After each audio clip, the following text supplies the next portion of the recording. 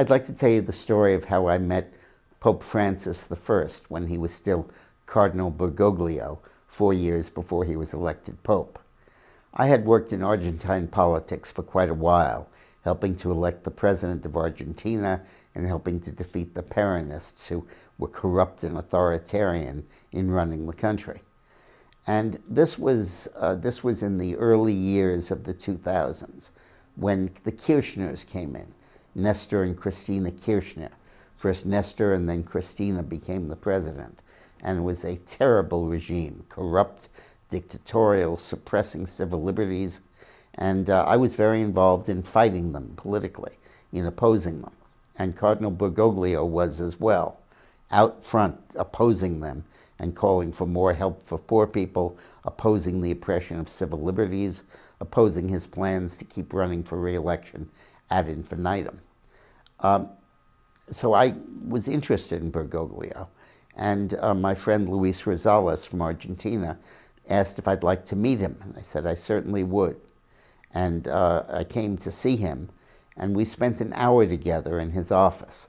I knew that he was a very humble person. I knew that he decided not to live where the cardinals always lived, in this opulent palace, but to live in his own apartment, take the subway to work, and really live the life of an average person. But I wasn't prepared for the guy I met. I mean, if Jesus Christ came back, he would have been like that. We were talking different languages, not just English and Spanish, but I was talking politics, and he was talking the language of love. And he was translating programs into human terms in a tremendously moving way.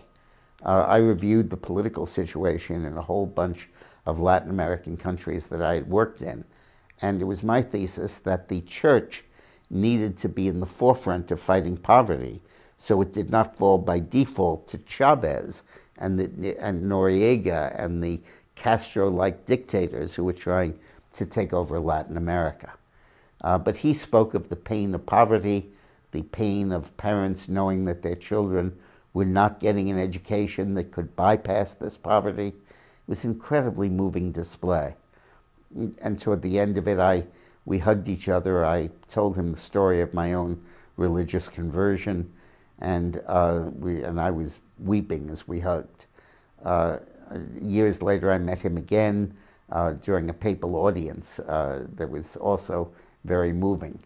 I learned after I met with him that he had finished second in the College of Cardinals to Benedict, and that he might well be the Pope. And I was thrilled on the day he was chosen.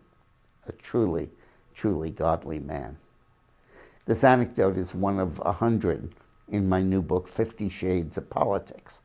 It's available online and in book form at Amazon.com or DickMorris.com, not in bookstores. Costs $13.99, and it's a great vacation read. Thanks for watching.